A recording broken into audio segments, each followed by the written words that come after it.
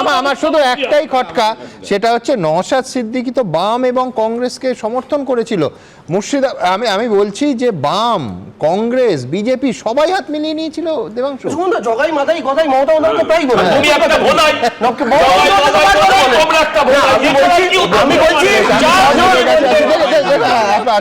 কিন্তু দেখুন অঙ্কটা সায়নদীপের কাছে যাবো, অঙ্কটা খুব পরিষ্কার।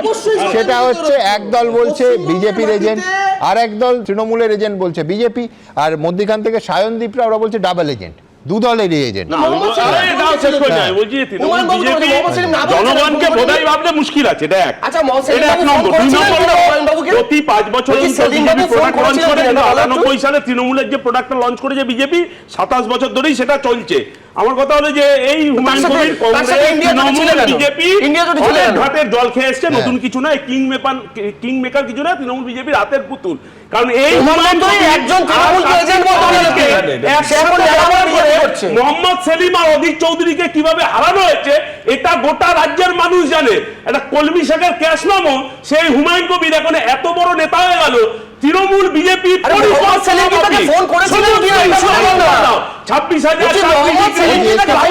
মোহাম্মদ সেলিম ফোন করেছিলেন কিনা আমরা জিজ্ঞেস করেছিলাম, মোহাম্মদ সেলিম অস্বীকার করেননি।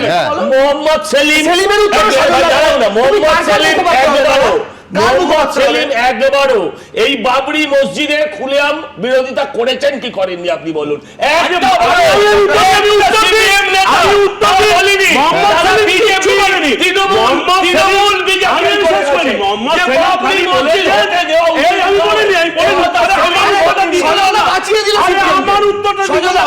সেলিম খালি বলেছে হুমায়ুন কবির নিজের টাকা তুলে কোথা থেকে বাবরি মসজিদ করছেন।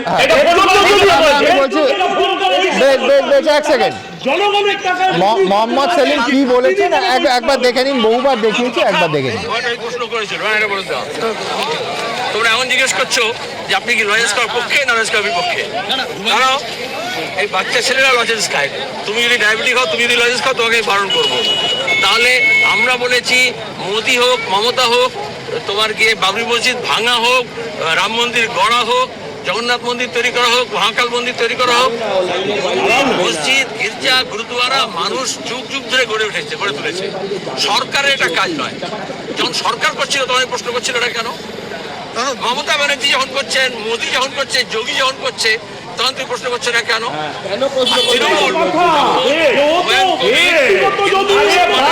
আরে এরপরে আছে ফোনের ব্যাপারটা, শুনুন ফোনের ব্যাপারটা শুনুন।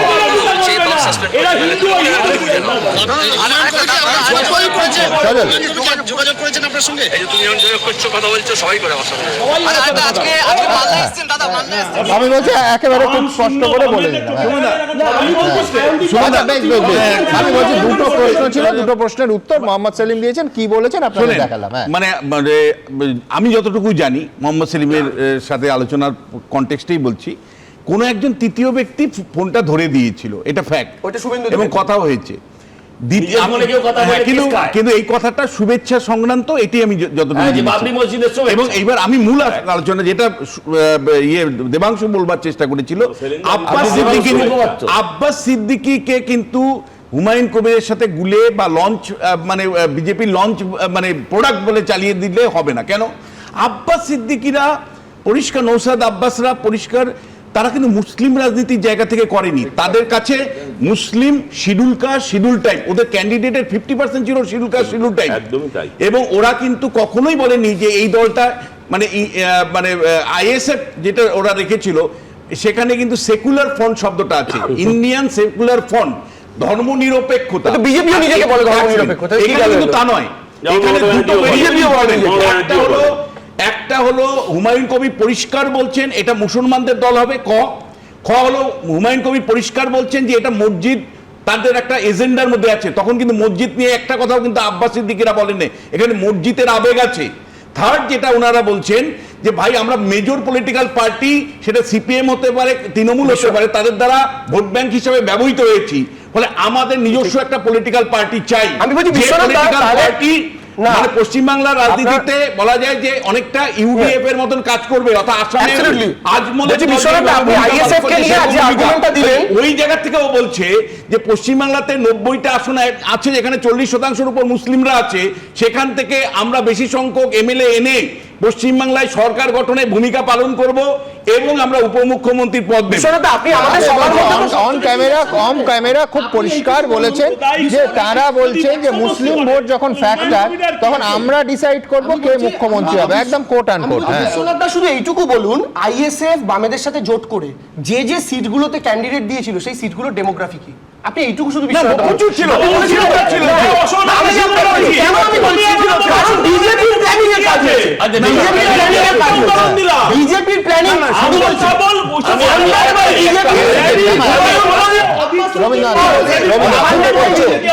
দেখুন, একটা কথা বলছি, এই আইএসএফ এর রাজনীতি আর হুমায়ুন কবিরের রাজনীতি, এই দুটোকে যারা এক করে দেখছে তাদেরকে যে আমি কি বলবো, ওরা সজল একটু আগে একটা কথা বলেছে, আমি সেই জায়গায় যেতে চাই, আপনি সেটাকে সমর্থন করছেন, পরিষ্কার করে বলুন। সেই জায়গাতে চলে একদম আমরা এক করে দিচ্ছি, ঘোষিত আপনি যা বলেন ব্যাপারটা হচ্ছে বলে দিন যেটা বলতে চাইছেন বলে দিন না। ধর্মটা এমন একটা জায়গায় মানুষকে দিয়ে দেয় যে বৃদ্ধা সারাদিন খেতে পায়নি সে সারা রাত হাঁটে প্রয়াগে স্নান করব বলে, আর যে ওই ছেলেগুলো যারা মাথায় করে ইট নিয়েই যাচ্ছিল তারা হয়তো পাশের রাজ্য থেকে মার খেয়ে পরিযায়ী শ্রমিক হিসেবে মার খেয়ে এখানে এসছে, কিন্তু তারাও ভাবছে উপরওয়ালা তাদের কিছু একটা করে দেবে যদি ওখানে নিজের পয়সা খরচ করে দিয়ে দিতে পারি। এই যে ধর্মের জায়গা, এইটা আইএসএফ কোনোদিন দেয়নি। এই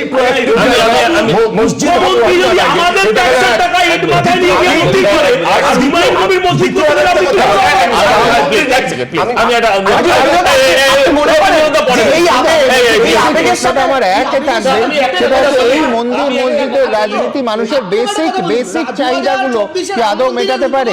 আমি এখান থেকে একেবারে স্পষ্ট দ্বিতীয় প্রতিবেদন আপনাদের সামনে রাখবো হুমায়ুন কবির নিয়ে, দেখবো।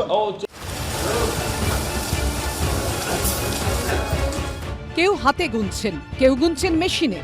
50, 100, 200, 500 টাকার নোট। এমন দাবিও করা হচ্ছে যে সাসপেন্ডেড তৃণমূল বিধায়ক হুমায়ুন কবিরের প্রস্তাবিত বাবরি মসজিদের জন্য কেউ কেউ দিয়ে গেছেন নিজের সঞ্চয়ের আস্ত ভাঁড়টাই। এখানে দেখতে পাচ্ছি অনেকেই ভান্ডার নিয়ে এসেছিলেন, সেই ভান্ডার ভাঙা হচ্ছে। খুচরো থেকে শুরু করে 10 টাকা থেকে শুরু করে 20, 50, 100 সবটাই রয়েছে। এবং এখানে দেখতে পাচ্ছি যে পরপর দুটি কারেন্সি কাউন্টিং এর যে যন্ত্র সেটা নিয়ে আসা হয়েছে। রবিবার দিন একটা টাকা গোনার মেশিনে সেটাই কিন্তু গোনা হয়েছিল এবং আজকে সেই টাকা গোনার যন্ত্র আরো বাড়ানো হয়েছে।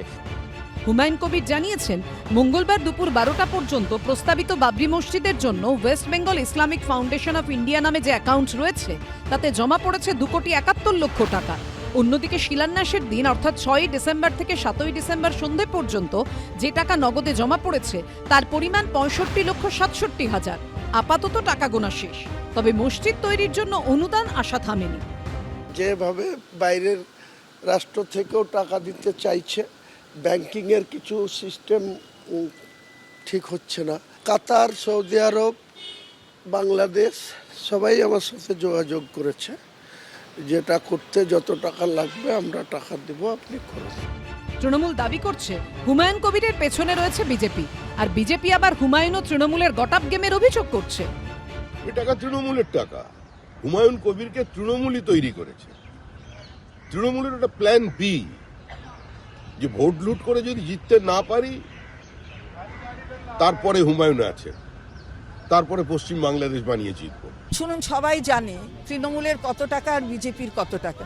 দেখলেন তো কিছুদিন আগেই লিস্ট বেরিয়েছে কে কত ওদের ফান্ডে টাকা দিয়েছে। আমি নাইবা বললাম এটা, শ্রমিকবাবুও আশা করি জানে, তিনিও জ্ঞানের ভান্ডার, আমি তাকে অসম্মান করছি না, কিন্তু তিনিও জানেন যে বিজেপির ফান্ডে কত টাকা আছে আর কোথায় কার টাকা কোথায় যাচ্ছে। 6ই ডিসেম্বর হুমায়ুন কবিরের প্রস্তাবিত বাবরি মসজিদের শিলান্যাস অনুষ্ঠানের মঞ্চে এই দুই ব্যক্তির পরিচয় এবং কোথা থেকে তারা এসেছেন তা নিয়ে বিতর্ক তৈরি হয়েছে। সেই সৌদি আরব থেকে এ দেখেন দুজন এসে গেছেন। নারায়ে তাকবীর, নারায়ে তাকবীর। হুমায়ুন কবির এই যে কি বলছেন সৌদি আরব থেকে লোক এনেছিলেন, এখন স্বীকার করছেন না ওটা মেদিনীপুরের লোক, দুদিন পরে আরও স্বীকার করবেন যে ওনার পিছনে কারা আছেন, সেটাও আর কয়েকটা দিন অপেক্ষা করুন, বলেই দেবেন উনি যে ওনারাই আমাকে বলেছিলেন ভোটে নামতে, দিদি আমার ভুল হয়ে গেছে, আপনি আবার আমাকে ফেরত নিন। এই দিন আসতে চলেছে। হুমায়ুন কবিরের আমও গেল, ছালাও গেল।